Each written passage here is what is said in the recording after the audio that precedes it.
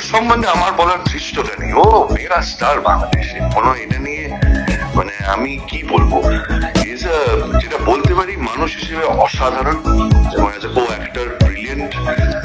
বাংলাদেশের number one megastar Shakib Khan সম্বন্ধে এভাবেই নিজের প্রতিক্রিয়া ব্যক্ত করেন বরবাদ সিনেমার আর এক তুমুল জনপ্রিয় অভিনেতা যিশু সেনগুপ্ত।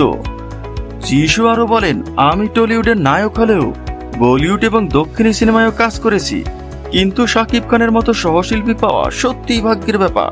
সে একজন ডেডিকেটেড পারসন, সে কিন্তু নিজের গুণে সেরাদের সেরা হয়েছে।